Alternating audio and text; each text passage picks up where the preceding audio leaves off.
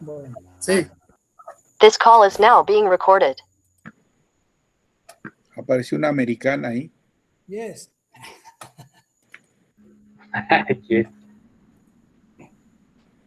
Lectura, a ver, ¿cómo le hago para que esté funcionando esto?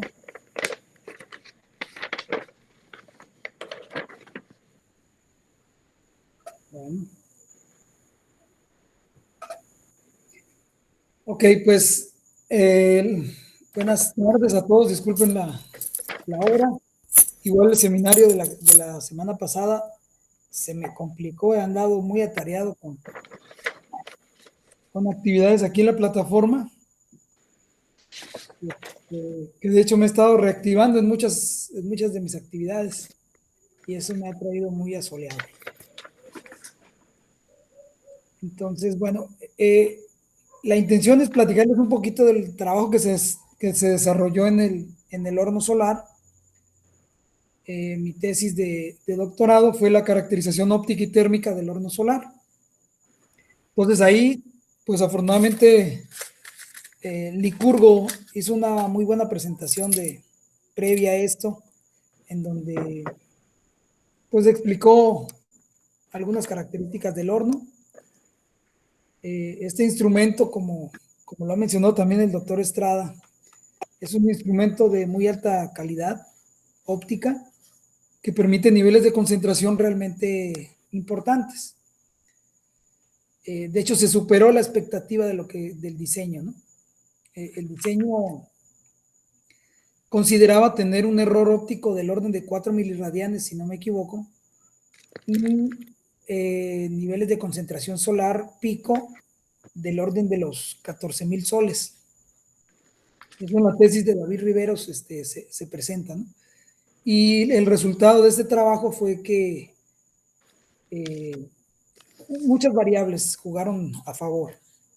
El buen trabajo que hicieron en el INAOE, en la fabricación de los espejos,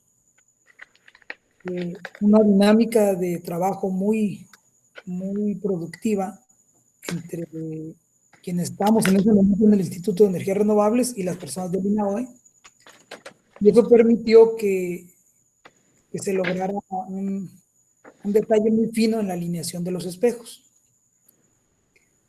El otro dato importante fue el helióstato.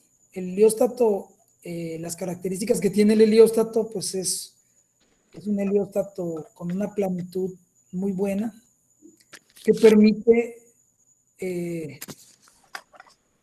una distribución de flujo sobre la zona del concentrador con un mínimo error, y sumado el conjunto de los errores nos dio del orden de los 2 miliradianes de error. Aquí les platicaría tal vez un poquito de la parte óptica para que con esto entendamos el por qué se diseñó. Con las dimensiones que se le dieron al calorímetro surgen de este estudio óptico. Ustedes pueden ver aquí, se trató de definir primero el error óptico que tenía el sistema en su conjunto. Entonces, para ello se hace una simulación de obtener los perfiles de distribución solar en el receptor a la distancia focal de 3.68 metros a partir del vértice, con 0 miliradianes de error, 1, 2, 3 y hasta 4 miliradianes. Y entonces lo que hicimos fue un estudio de evaluar cuál era la región del spot o en la región del perfil en donde se manifestaba la mayor diferencia entre un perfil y otro. Entonces, este estudio se encontró que las mayores diferencias se encontraban en un intervalo más o menos de 0.02 a 0.022. 0.024, perdón. De 0.02 a 0.024. En esa franja se encontraban las mayores diferencias entre los perfiles. Por lo tanto, para reducir incertidumbres, nos fuimos a esa región, comparar los perfiles de radiación solar obtenidos de manera simulada y la experimental, en la cual en la forma simulada íbamos agregando errores hasta que lograran parecerse que se parecieran más, ¿no? El perfil experimental y el teórico. Entonces, para poder tomar imágenes, se desarrolló un dispositivo que es un blanco lambertiano refrigerado que nos permitiera proyectar el reflejo del concentrador solar del horno y con ello tomar imágenes y poder extraer de forma experimental los perfiles. Además, por medio de un gardo, se calibró la imagen que viene en escala de grises y se calibra para convertirla en watts por metro cuadrado. Bueno, aquí viene un poquito del diseño de este receptor, que es una pantalla lambertiana, que más adelante vamos a explicar una aplicación que le dimos a este dispositivo una vez que ya teníamos el calorímetro.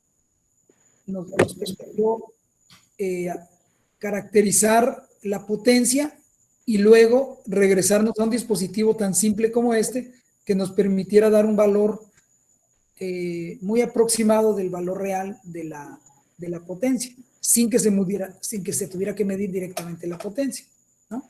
Entonces, bueno, aquí por medio de imágenes, con una cámara CCD, se obtiene un perfil real del spot que logra concentrar el sistema completo del horno.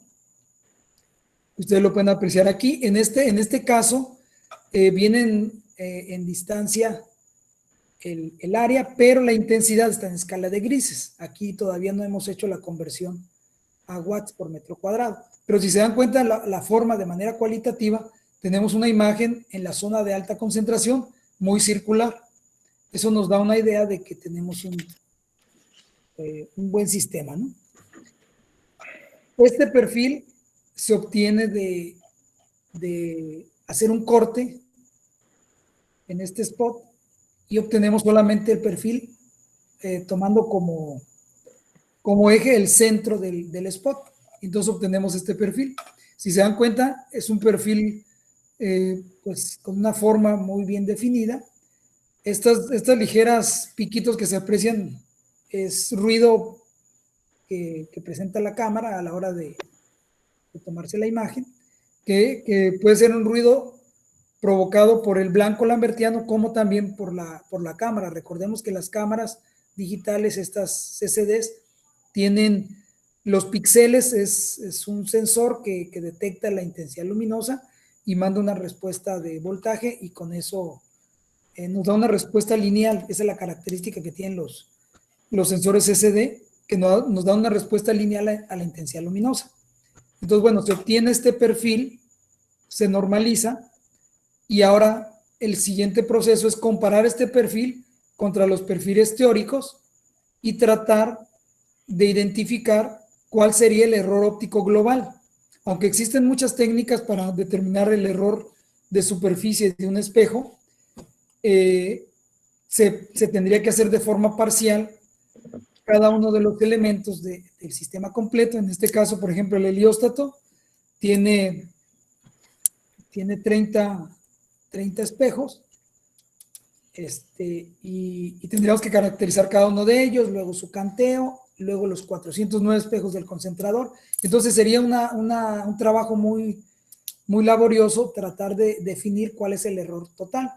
Una manera simple de hacerlo es, una vez que yo tengo la imagen real de la distribución de radiación solar concentrada sobre una pantalla lambertiana en el foco del sistema, entonces yo obtengo un perfil que me representa ese spot y entonces yo lo comparo con perfiles teóricos a los cuales le fui asignando un error óptico global y me fijo de manera cualitativa primero a cuál de los errores se parece. Si ustedes se dan cuenta, el de 0 milirradian es el que está más cerrado, más estrecho. El de 1 milirradian es este verdecito. El que sigue, donde está el perfil rojo, es de 2 milirradianes. 3 milirradianes, este otro que es un azulito como grisáceo. Y el verde claro es de 4 miliradianes. Y si nos podemos dar cuenta, el 3 y el 4 ya quedan fuera del perfil experimental.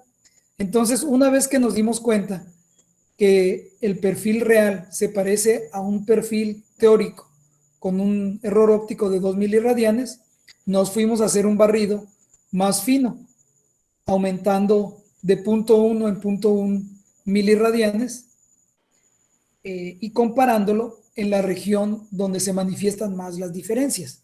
Entonces nos dimos cuenta que donde se encontraban las menores diferencias entre los perfiles era exactamente los 2 miliradianes y el perfil real. 2 miliradianes de error simulado en un software de trazado de rayos, en este caso fue Soltrace. Comparamos el perfil y nos dimos cuenta que era donde se obtenía el menor error. Y también, pues, obviamente la menor desviación estándar en este caso.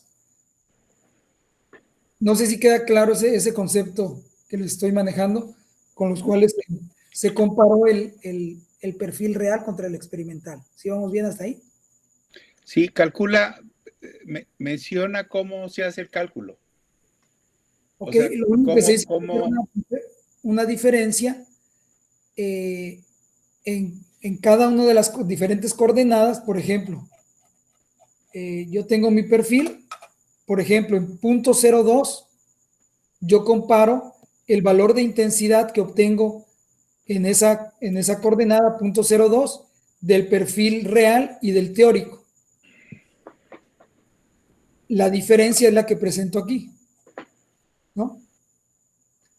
Obviamente hago varias iteraciones y con eso puedo obtener una desviación estándar y voy haciendo un barrido, como les digo, de diferentes valores de perfil con un error en miliradianes, que ya, como hice el primer acercamiento, lo obtuve con un perfil de 2 miliradianes y de ahí lo fui variando más o menos 0.1 miliradian. Y lo que hice fue en la franja donde detecté que se manifiestan las mayores diferencias. Ay, perdón, aquí me pasé. Aquí, en esta región, entre 0.02 y 0.024, los valores que se encuentran ahí los comparo. Y entonces obtengo cuál es la diferencia en esa región. ¿Sí?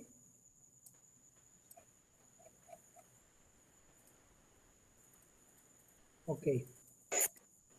Bueno, entonces ya que encontré esto, me permite ahora sí conocer. Nada más hago énfasis en lo que estás diciendo. En esta tabla que estás presentando, el promedio de las diferencias entre la curva teórica y la experimental para 2 miliradianes fue de 0.01. Así es. Y la desviación estándar de esos valores fue de 0.005. Así es. Estos dos números son los menores de todos los demás. Así es. Fue el Correcto. mejor ajuste, el de 2 miliradianes. Así es. Sí, y esto obviamente fue perfiles normalizados de 0 a 1, y se compararon esos valores, ¿no? Esos son los que se compararon. Ok. Ok. Entonces, ya que se logró definir cuál era el error óptico, entonces ahora sí podemos empezar con la simulación en trazado de rayos, empezar a variar posiciones dentro de la región de la zona focal y ver el comportamiento del spot. Si se dan cuenta ustedes aquí en el perfil real, estamos hablando que prácticamente el 100% del spot queda contenido en un diámetro de 12 centímetros, de menos 0.06 a 0.06 metros, se logra contener totalmente el perfil. Si lo vemos en el spot que se encuentra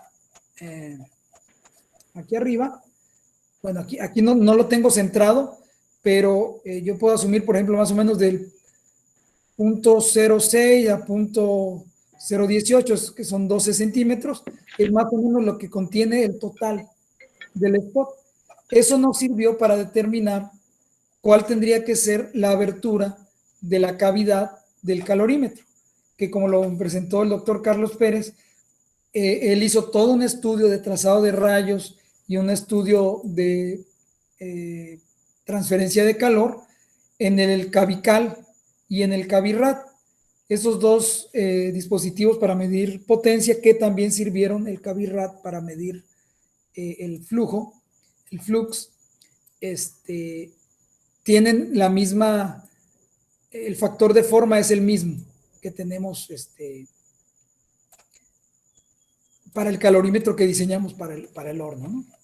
Entonces, aquí tengo más información de la parte teórica, pero me voy a concentrar en el calorímetro. Ya después, si quieren que veamos algo de lo óptico, pues lo podemos abordar. Entonces, ya la caracterización térmica, pues como lo vimos anteriormente,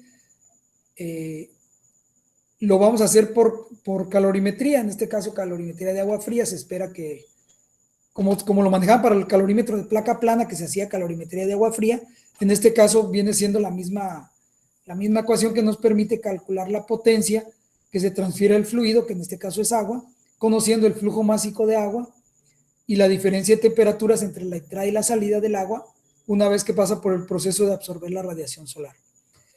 El haber tenido una cavidad nos permite entonces tener un mayor control de la absortancia aparente que tendría la abertura de la cavidad. Entonces, la potencia calorimétrica del sistema depende de la potencia que realmente ingresa por la abertura del calorímetro y la absortancia aparente.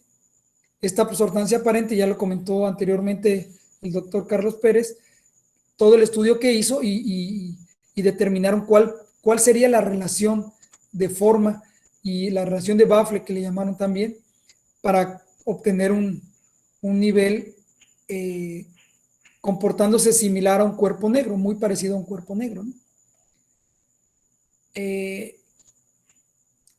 Con simulación de trazado de rayos, el trazado de rayos, una vez que definimos el error óptico, pues podíamos hacer un estudio también, dependiendo de los factores que intervienen en la atenuación de la potencia, pues algunos casos. En este caso, el caso ideal, si yo el factor del horno, que ahorita les voy a platicar qué es el factor del horno, si el factor del horno quiere decir todas las variantes que pueden influir en atenuar la potencia. ¿Cuáles son esas? Reflectividad, transmisividad, sombreamiento, suciedad de los espejos, todas las características que pueden ir reduciendo, los factores que pueden ir reduciendo la potencia que llega a la zona del receptor. Entonces, de manera ideal, si no tenemos pérdidas de ningún tipo, yo tengo un área de los concentradores, del concentrador, que es el conjunto de los 409 espejos, de 38.5 metros cuadrados. Por lo tanto, si yo tengo una radiación solar de 1000 watts por metro cuadrado, yo estaría esperando 38.5 kilowatts. Después analizamos el caso óptimo, que es todos estos factores en sus valores optimizados. Por ejemplo, un espejo que estuviera completamente limpio, en el cual solamente dependemos de su reflectividad para conocer cuánta de la energía que recibe puede reflejar. Si nosotros le agregamos suciedad a esa superficie, se vería disminuido aún más. Pero aquí consideramos que todo el sistema está limpio y que tiene las menores sombras posibles que puedan existir en todo el paso de la luz. Con esos factores encontramos que el caso óptimo sería de 0.68. 0.68 sería la reducción, multiplicaríamos 38.5 por 0.68 y nos daría un caso óptimo. En las mejores condiciones del horno pudiéramos estar obteniendo 26.2 kilowatts si tuviéramos una radiación solar de 1000 watts por metro cuadrado. Y después el caso real, que fue un caso experimental de pruebas realizadas, que nos dio un factor de horno de 0.56, el cual nos entregaría una potencia de 21.7 kilowatts. Y ahorita vamos a ir viendo cómo se pueden estimar estos valores. Una forma simple con la cual podemos calcular la potencia en en un sistema de concentración solar, revisando de manera, midiendo la intensidad de la radiación solar en un perfil gaussiano o similar a un gaussiano, un perfil bien definido, podemos utilizar esta expresión que sería del perfil de intensidad de radiación solar, en el cual tenemos un flujo máximo y tendríamos una gaussiana, que es la forma que tenemos del perfil. Este perfil que les había mostrado, con el cual se pudo determinar que era un error de 2 miliradianes, para que esta curva, este perfil se ajustara, se le dio un valor de 0.0147 metros de lo que sería la mu, que sería el equivalente a la desviación estándar en una función gaussiana, y aquí la podemos ver. Están tan idénticas que casi no se logra percibir la diferencia entre el perfil obtenido mediante Sol Trace con un error óptico de 2 miliradianes y la función normal de una gaussiana, esta función que tenemos aquí, normalizada. Si se dan cuenta, es prácticamente idéntica. Esto lo que nos permite es que si yo hago una integral de volumen de este perfil, puedo conocer la potencia si yo conozco el pico máximo de concentración solar. Eso lo vamos a ver más adelante cuando le damos los valores del flujo máximo. O sea, hasta aquí yo puedo tener que por un modelado de trazado de rayos o por una simple función normal, yo puedo calcular o estimar la potencia que me entrega el horno si yo conozco la intensidad máxima del flux, y esa la mido con un gardo. Entonces, si yo posiciono un gardo en el centro del spot, con ese valor y asumiendo la integral de esta función, yo puedo conocer la potencia, que la integral de revolución de esta función sería el flujo máximo por 2 veces pi,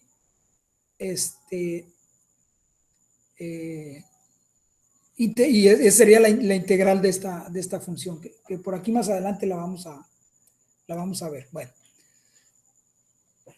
como les comentaba, el diseño de este calorímetro se basó en los trabajos previos realizados por Carlos Pérez y el doctor Claudio Estrada en los receptores calorímetros de cavidad, en la cual se desarrolló lo que mencionaba Carla, la relación de Baffle, que es la relación que tiene la base del cono y el radio de abertura, entre el radio de la base del cono.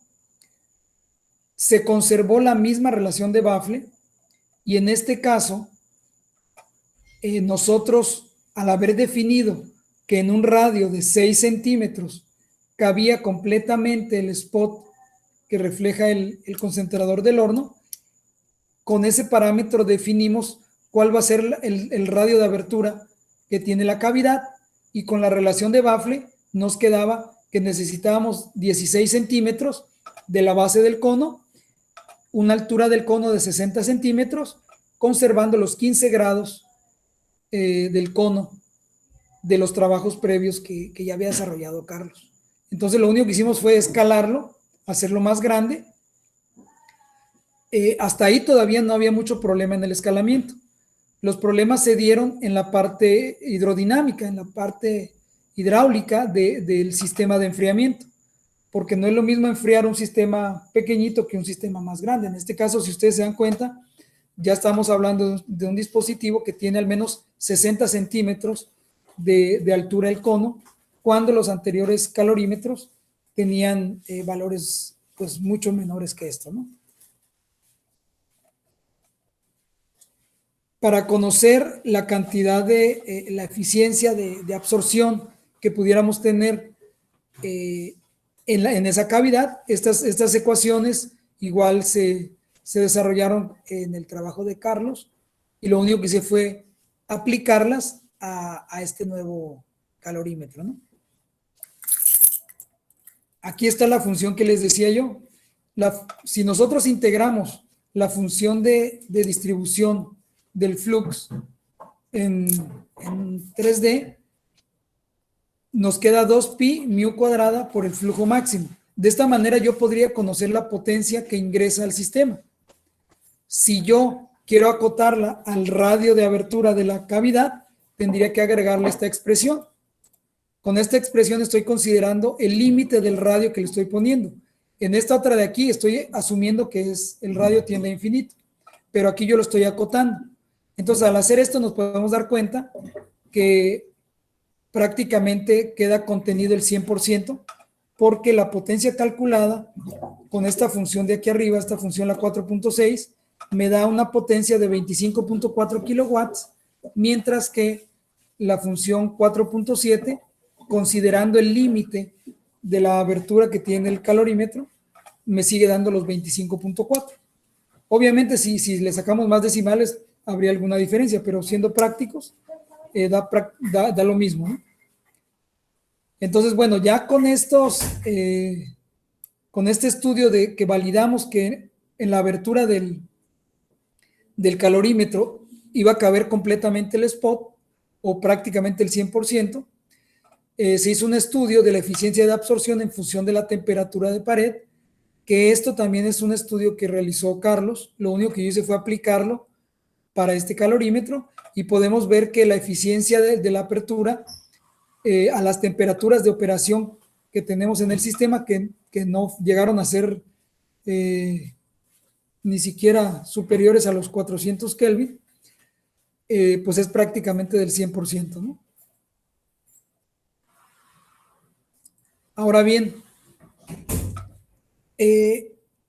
para hacer el monitoreo de la temperatura dentro de la cavidad del calorímetro, se instrumentaron varios termopares puestos en el cono, una vez que conocemos el perfil de distribución que se da dentro del cono. Este es el perfil que se da. Ahorita se los voy a poner en el cono para que identifiquen cómo es que se da esta distribución dentro del cono.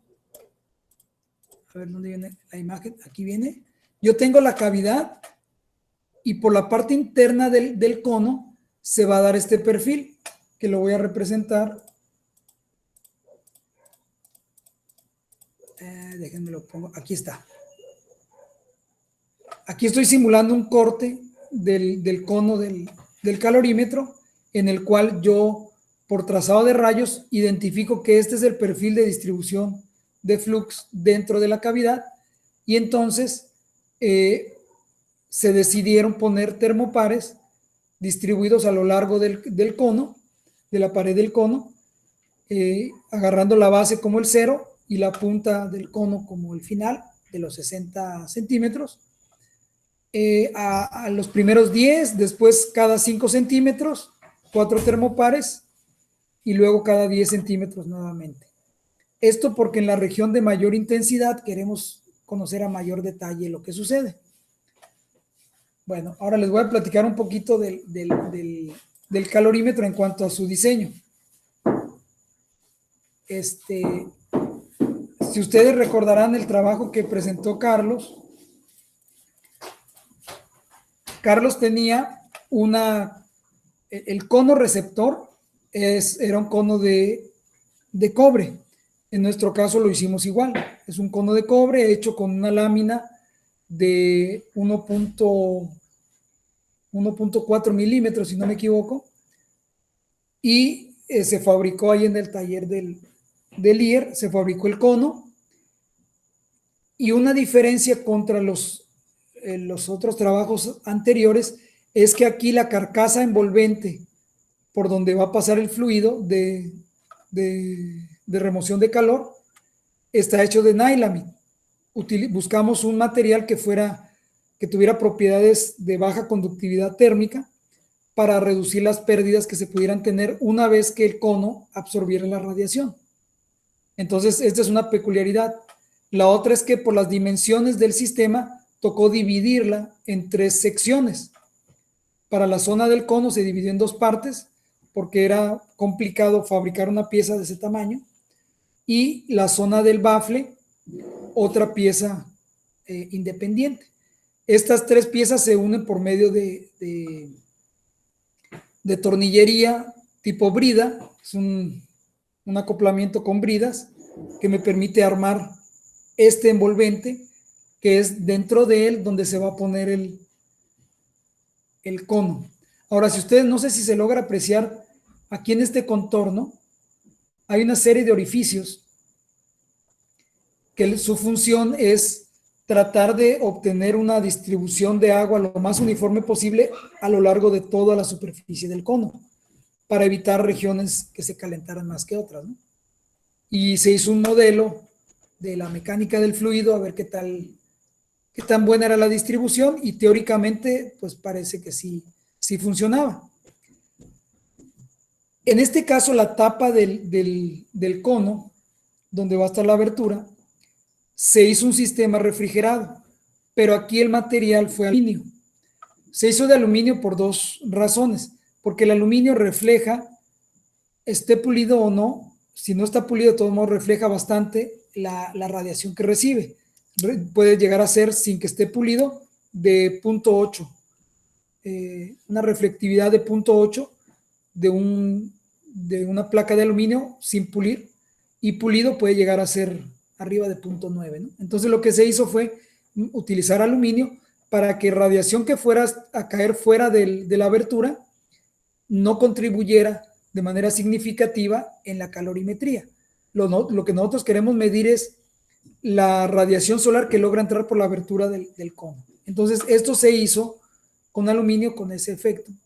Pero además, que una vez en la parte interna del cono, la radiación que saliera reflejada o lo que se lograra emitir del cono de cobre y llegar a impactar la tapa o el bafle del cono, al ser aluminio, y además se le dio una pulida a ese aluminio, lo regresara nuevamente al cono, y de esa forma tuviéramos la mayor cantidad de energía sobre el cono, que es donde se hace la calorimetría. Aquí se puede ver una vista del cono, del calorímetro ya ensamblado, y donde en la abertura pues se espera que ahí se contenga prácticamente el 100% de la radiación que concentra el sistema.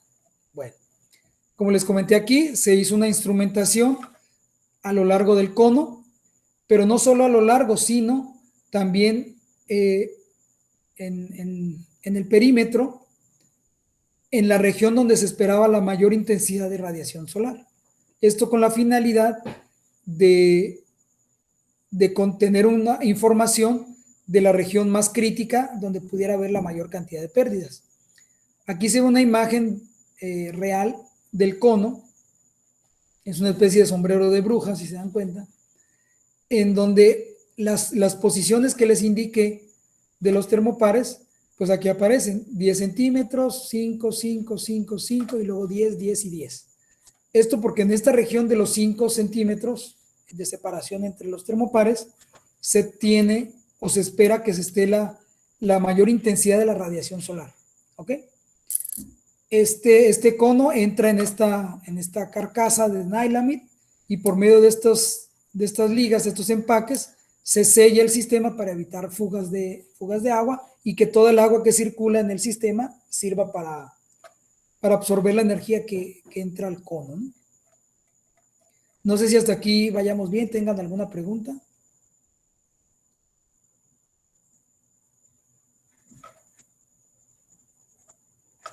No, está bien. Vale. Entonces, aquí se logra apreciar la parte interna de la placa del bafle, la que tapa el cono, en la cual se le hizo un trabajo de pulido. Se fue puliendo precisamente para mejorar sus propiedades de reflectividad, y que la radiación que hubiera incidido dentro del cono y llegara a ser reflejada, pues volviera a mandarla hacia el cono, y con eso reducimos incertidumbres de las pérdidas, ¿no? Bueno, entonces ya que tenemos estas características del horno, del calorímetro, perdón, nos pusimos a hacer pruebas de la medición de la potencia. El horno, como ya lo había comentado Javier, tiene un sistema de persianas que es la que me permiten controlar el ingreso de energía hacia la zona del concentrador. y podemos hacer un barrido en este caso yo lo seleccioné, de 10 en 10% de apertura del atenuador para ir midiendo ir monitoreando cómo se comporta el calorímetro a diferentes intensidades.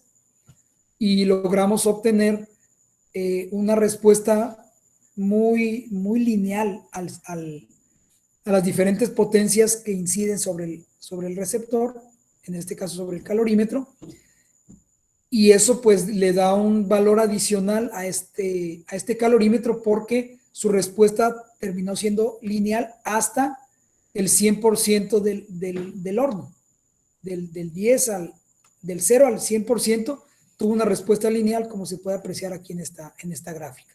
Si ustedes se dan cuenta aquí,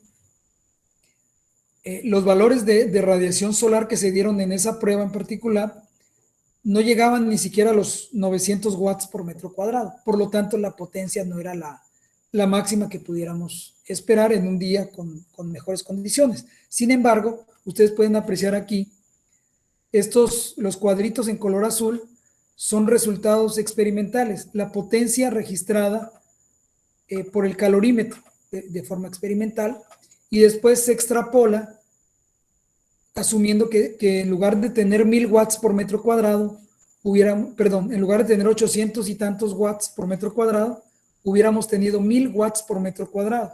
¿Cuál hubiera sido la potencia esperada si hubiéramos tenido una mayor radiación?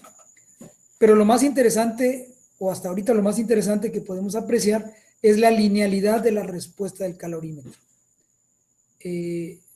Esto es algo muy valioso para instrumentos de medición, esta linealidad, porque te permite tener una mayor confianza de que independientemente, en el caso del horno, que yo pueda hacer una medición al 50% de apertura, yo puedo inferir de manera natural cuál sería la potencia a otros diferentes porcentajes de apertura, ¿no?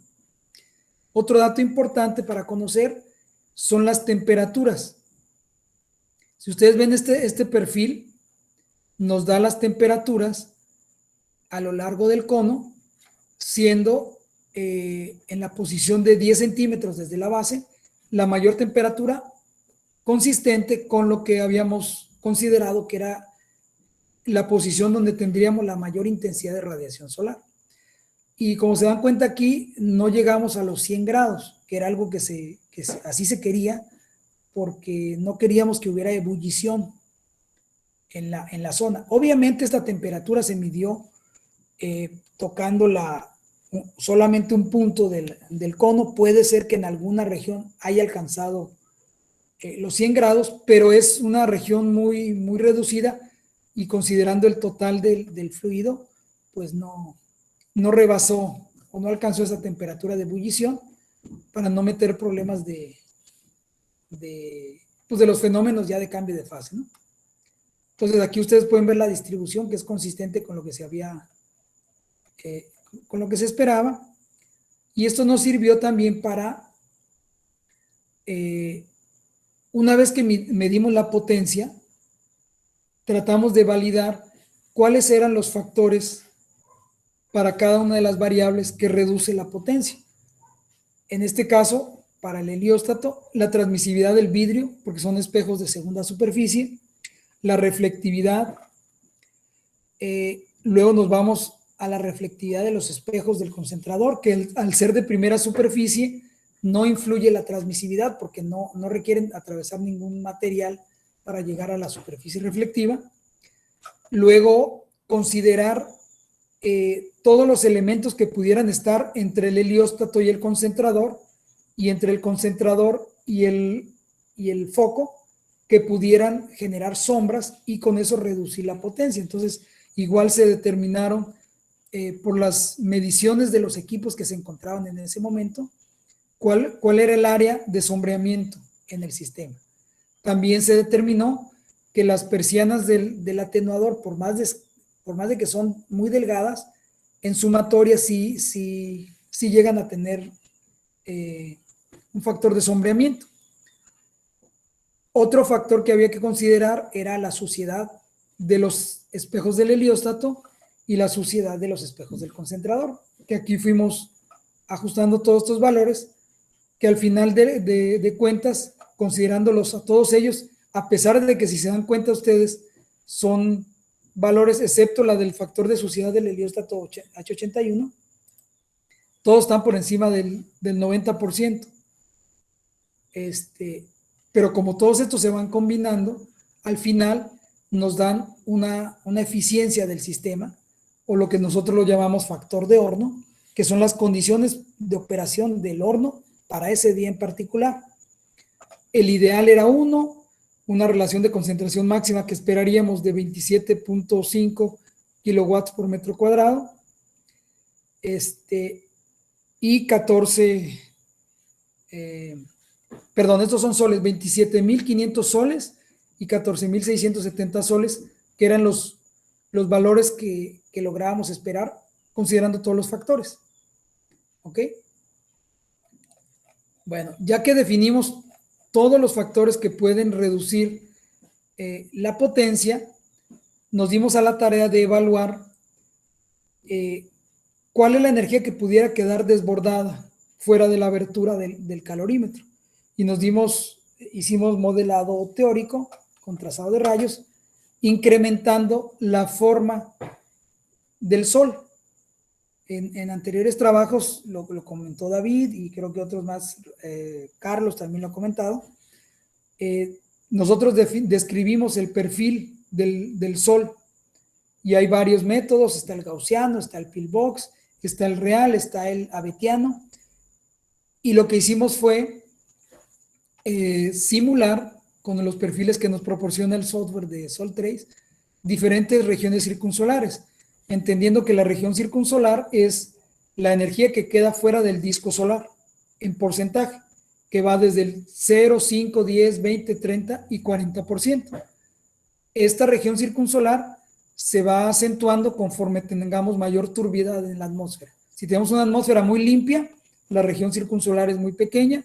Si tenemos una atmósfera con mucha turbiedad, incrementa la cantidad de energía que queda fuera del disco solar. El tener energía fuera del disco solar representa tener una imagen del Sol más grande, porque tenemos energía que está fuera del disco solar. Y entonces ya no son los 0.52 de grado del ángulo, del ángulo sólido del cono solar, sino que ahora se va a ver extendido por la región circunsolar, que eso pues no es una variable que nosotros podamos controlar, simplemente son características climatológicas y atmosféricas del momento en el que se haga la experimentación. Entonces aquí se puede apreciar que sí llega a haber una cantidad de energía que puede quedar fuera de la abertura del calorímetro si tuviéramos una región circunsolar de 0, o sea, que solamente viéramos el disco solar, similar a que estuviéramos fuera de la atmósfera o que no existiera la atmósfera, tendríamos más o menos 103 watts del total de watts que tendría, que eso representa el 0.5% de energía fuera de la abertura, hasta un casi 14% si tuviéramos una región circunsolar del 40%. Y eso se los voy a mostrar aquí con imágenes. La zona, el círculo central, azul más oscuro, es la abertura del calorímetro, perdón. Y ustedes pueden ver, dependiendo de la región circunsolar que tenga el Sol en ese momento, va a hacer que sea más grande la imagen del Sol y entonces parte de la energía puede quedar fuera de la abertura. Y ustedes aquí van viendo 0, 5, 10, 15, 20, 30 y hasta los 40. Entonces, se dan cuenta, sí va contribuyendo las características del Sol para cada día, la cantidad de energía que podamos medir. Y aquí les muestro una imagen real. Esta es la abertura del calorímetro y esta es un poco de energía desbordada. Esto solamente de forma cualitativa, aunque ustedes vean este color rojo que les habla de una intensidad elevada, en realidad no representa tanta energía porque prácticamente el 100% de la radiación solar logró entrar por la abertura, pero era para manifestar y tratar de explicar por qué se puede llegar a dar que exista energía fuera de la abertura. No sé si vamos bien hasta acá.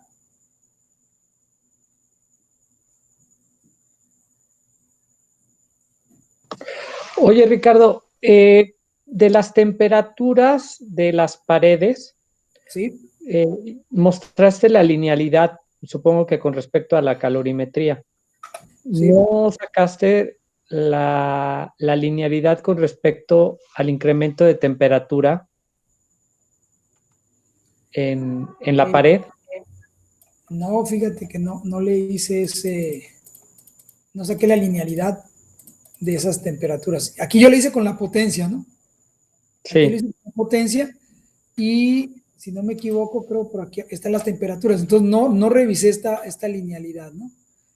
Que aparentemente, pues aunque sí es consistente que conforme yo aumentaba el porcentaje de apertura, aumentara la temperatura, si nosotros vemos los escalones, no son constantes. sí, Entonces, pero si agarras como referencia, no sé, el termopar de la posición 60 ajá, y sacas la diferencia entre esos dos, que fue lo que yo hice con Cavirad.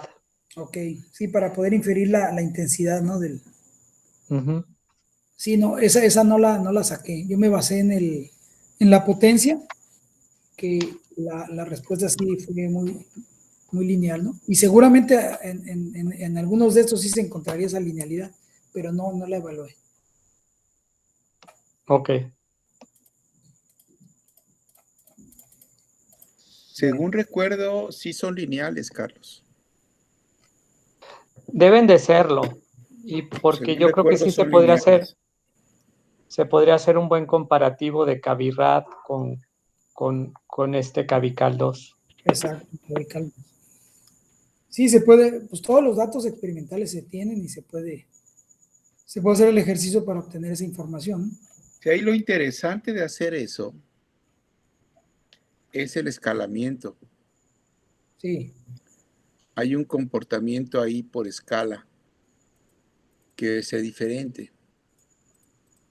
Por ejemplo, toda la hidrodinámica dentro de los dos conos, pues son distintas. sí, La transferencia de calor es distinta. La masa térmica de los dos instrumentos son distintas. así es. Sin embargo, en general, debe de haber un factor de escalamiento. Eso sería interesante hacerlo, es un bonito ejercicio ese. Sí, Si me podemos agarrar, pasas ese Excel, si me sí, pasas ese Excel, yo lo hago. sí, claro que sí. Este, y bueno, para comentarles también que, bueno, una vez que ya que logramos medir la potencia, no estimar la potencia a partir de imágenes o de sensores, pues vimos que como el factor de operación del horno podía cambiar día con día o de una semana a otra, porque cambiaron las condiciones de operación, de suciedad, de sombreamiento. Supongamos que yo quiero hacer una prueba y voy a montar un instrumento muy grande en la zona focal. Entonces voy a generar una mayor sombra que si hiciera un experimento con un equipo más pequeño. O que una semana anterior llovió y yo tengo los espejos del helióstato muy limpios, pero la siguiente semana, al no haber llovido, se depositó polvo y la potencia se reduce. Entonces, lo ideal para cuando se van a hacer experimentos es que tú debes de conocer la potencia con la que estás trabajando a la hora de hacer tus experimentos. Y vimos que instrumentar, montar, medir potencia y luego tener que desmontar el calorímetro y volver a montar el instrumento o el equipo que se quiera emplear para experimentos, pues no era muy práctico. Entonces nos dimos a la tarea de buscar una metodología simple, con buena aproximación a las condiciones de operación del día en el que ibas a hacer la prueba, y entonces solamente dependieras de cuál era la radiación solar en ese momento y cuál es el porcentaje de apertura del atenuador, y con ello conocer cuál es la potencia en ese momento que le estoy metiendo a mi dispositivo. Entonces, una forma de hacer esa calibración es con el blanco lambertiano refrigerado, al cual se le dejó solamente un pequeño orificio por donde está puesto un sensor de flux.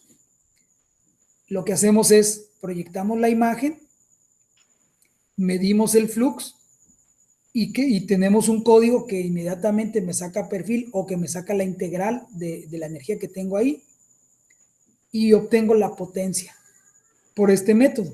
Y este es un dispositivo que puede estar en conjunto con el experimento que esté montado. Entonces, una plaquita pequeña, que si ustedes ven ahí las dimensiones, son más o menos 15 de alto por 25, creo, de ancho, y el espesor son como 3 centímetros. Entonces, es una plaquita muy manejable que la podemos acondicionar en alguna región dentro del experimento y de manera rápida se hace la medición de la potencia, se calcula el factor del horno para ese día y a partir de ahí tú ya te pones a hacer tus experimentos, pero ya conoces cuál es la potencia que en todo momento está funcionando ahí tu sistema, ¿no?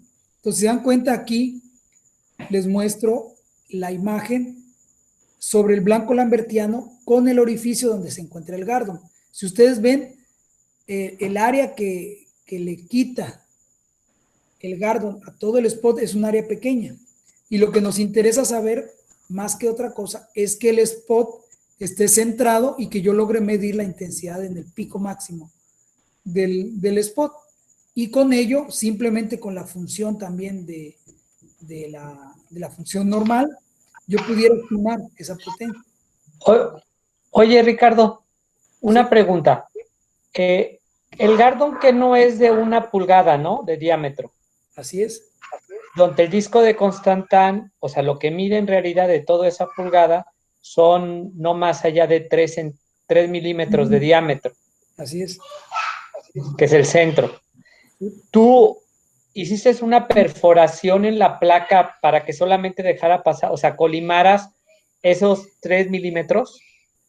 No, lo que hicimos fue ponerle una monedita, un tapón enfrente al Gardon, porque el calorímetro, la placa plana, el que está aquí, en medio está pasando agua, entonces aquí hay un orificio.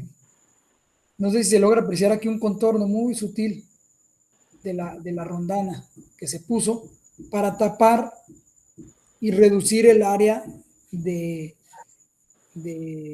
Gardon y que me permitiera una pantalla lambertiana más completa para obtener más información del spot. Por lo que hicimos. Ok.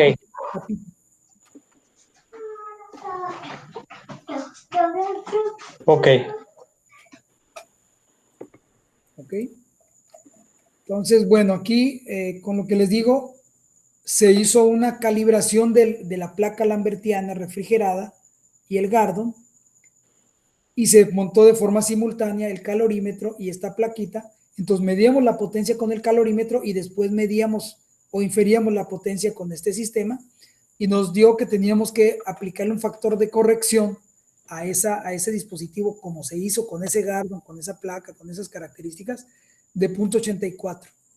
Entonces, de la potencia que me diera el sistema con la placa y el Gardon, lo multiplicaba por 0.84 y me daba la potencia más real, ¿no?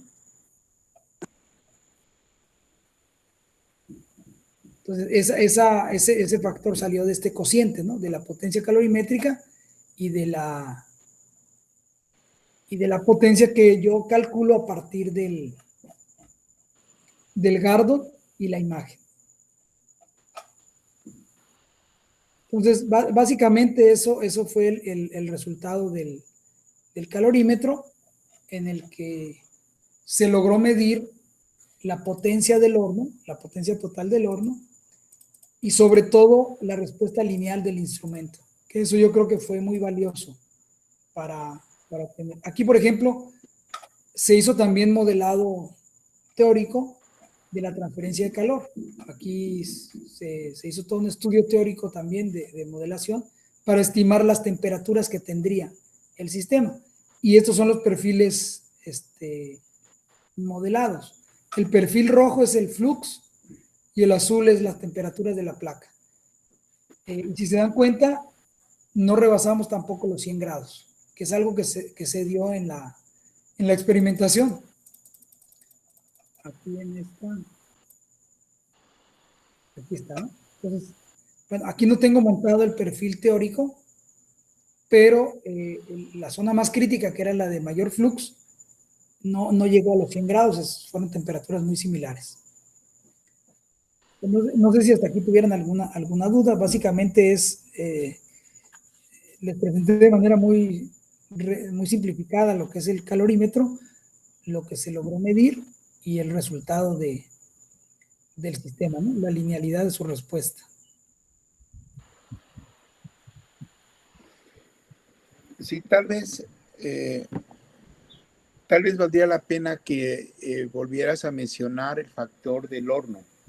¿Okay? Como un parámetro útil para la operación del mismo horno solar. Si lo pudiera recordar. Sí. Okay.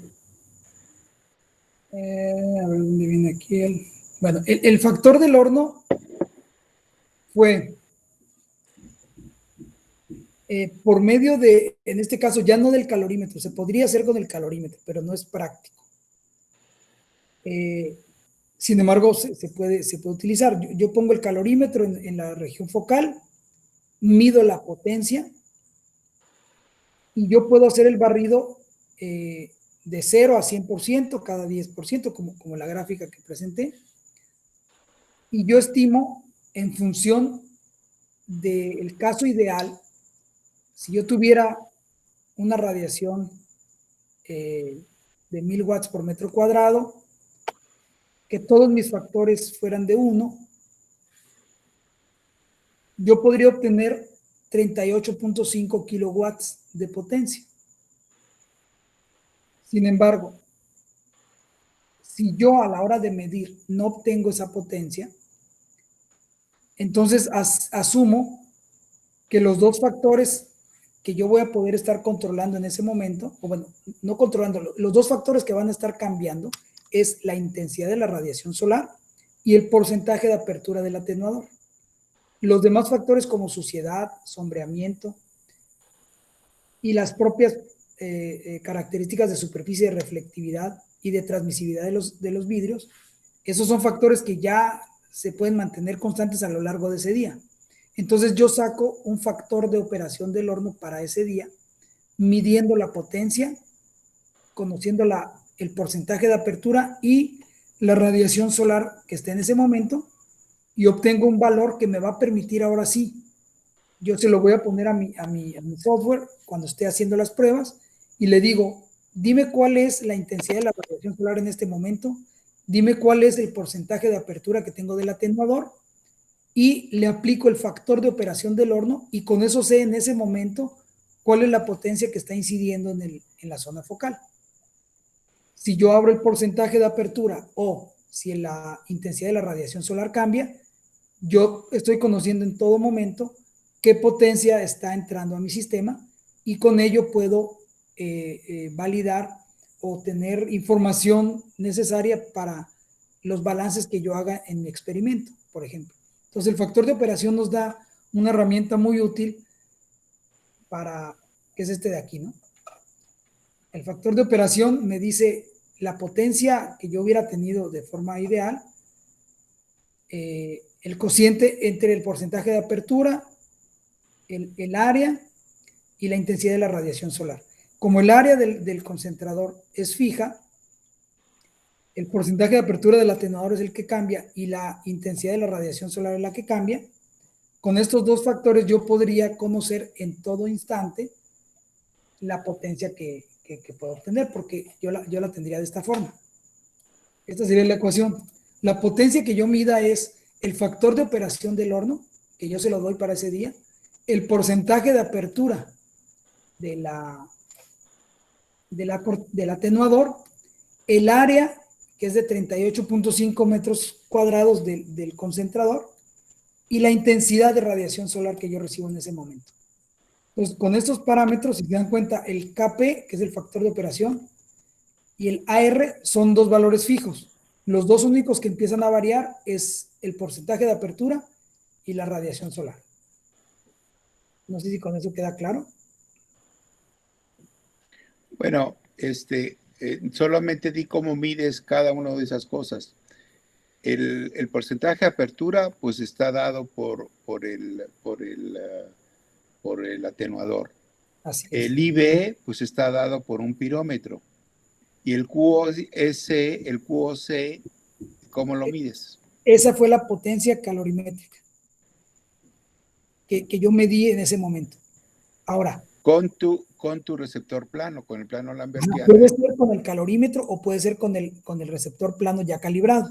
Puede ser con cualquiera de los dos, que yo mido la potencia para ese momento, antes de iniciar mis pruebas, yo mido la potencia. Lo que vimos es que la placa nos permite no desmontar el equipo que vayamos a hacer experimento, sino simplemente agregamos la plaquita en un espacio ahí a un lado o por debajo del sistema, y como la mesa del horno permite desplazarse, entonces tú posicionas primero el blanco lambertiano refrigerado, tomas imagen y medición del flux, te da la potencia en ese momento, y a partir de ahí, ese factor de operación del horno, tú es el que vas a utilizar para cuando cambies el porcentaje de apertura o para cuando cambie la radiación solar, tú sepas en todo momento cuánta es la potencia que está llegando a tu sistema.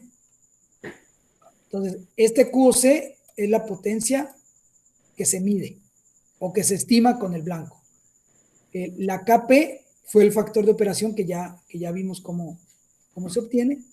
El porcentaje de apertura es qué ángulo de inclinación tiene mi atenuador, y eso me da una cantidad de energía que puede pasar. El área del receptor es el área que ocupan los 409 espejos del concentrador, que nos da un área de 38.5 metros cuadrados, y la intensidad de la radiación solar en ese momento medida por un pirheliómetro. ¿Ok? A mí me queda claro, no sé si a todo el mundo vea la utilidad de esta figura de mérito.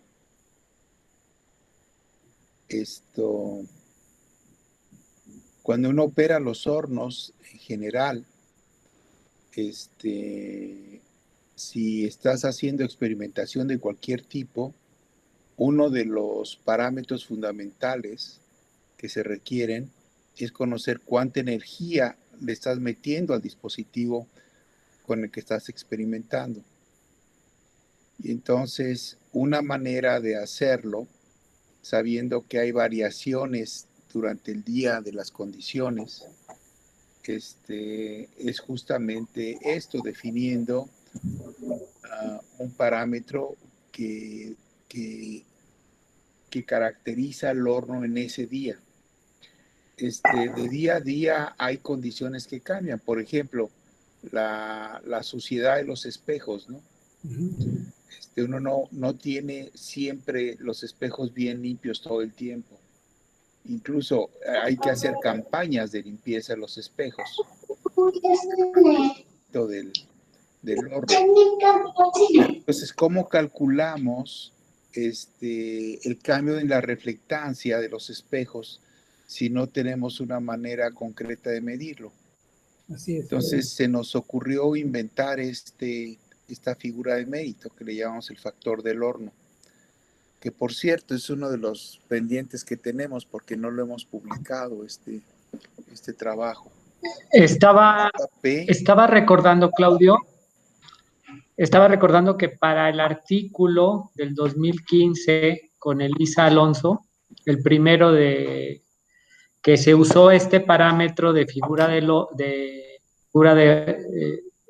factor de horno, nos costó mucho trabajo la argumentación porque no teníamos una referencia, y creo que sí requería. Creo que ahí Ricardo sacó un artículo de la plataforma solar de Almería donde saca estos parámetros, pero yo creo que sí valdría la pena nosotros sacar incluso así, si se requiere hacer una campaña. Sí, pero al final de cuentas, en la operación de hornos, creo que este parámetro es importante tenerlo. Sí. Y bueno, sí creo que es suficiente. es suficiente, Ricardo. Sí, una disculpa que no les pude hacer una presentación tan bonita como han hecho los demás, pero la verdad es que he estado muy saturado de tiempo. No, pero estuviste muy bien, te basaste en la tesis y está explicado la tesis. Hubiera sido mejor una presentación, pero fue bastante clara para mí. No sé si para el resto de los compañeros. La tesis está en la liga, la pueden bajar todos en la liga de la página web del Se va a Laboratorio Nacional. subir, Sí, este ya está en la de sí, concentración. este seminario se va a subir al Classroom. No, pero además de eso, la tesis de Ricardo la tenemos en la liga de la página web. De concentración solar. De concentración solar, sí. Así es. Ok. No, muy bien. Muy bien, me doy cuenta que hay mucho material aquí para seguir reportando cosas, Ricardo? Sí, la verdad es que sí, en su momento cuando hicimos el análisis de lo que se pudiera publicar, vimos que podían salir como 3 o 4 trabajos. Sí, que no nos hemos dado el tiempo de hacerlo. Así es. Ok. Bueno, ya son 4:25. Ya. No sé si hay alguna pregunta, algún comentario de alguien más. Maitorena. Ah, no. Me preguntó Maitorena y Irving, les escribí un correo invitándolos a aquellos den el siguiente seminario como continuación, que sería los receptores de placa plana aleteados, tanto en la tesis de maestría de Irving como en la tesis de doctorado de Maitorena. Entonces creo que vamos complementando, ¿no? Sí, por orden, aunque efectivamente primero empezamos con lo de Maitorena, hicimos incluso el diseño del calorímetro receptor de la torre. Después quise yo validar a pequeña escala en el horno el diseño y fue cuando Irving empezó a trabajar en su tesis de maestría. Incluso los resultados creo que fueron primero los de Irving que los de Maitorena. Entonces yo creo que primero por tamaño va Irving. No sé si él está en posibilidades dentro de 15 días hacer la presentación. Claro que sí, Doc, por supuesto. Sale y vale. Y después Entonces, Maitorena. en 15 días, el resultado de esto, van a poder ver mucho de lo que hemos venido construyendo con los trabajos previos, cómo se van sumando cosas, ¿no? Para distintas aplicaciones. Pero claramente se puede ver el trabajo de desarrollo de instrumentación y de medición de flujo para una mejor caracterización de la energía concentrada que tenemos en los receptores, ¿no? Y de los métodos y de la complejidad involucrada en estas tecnologías.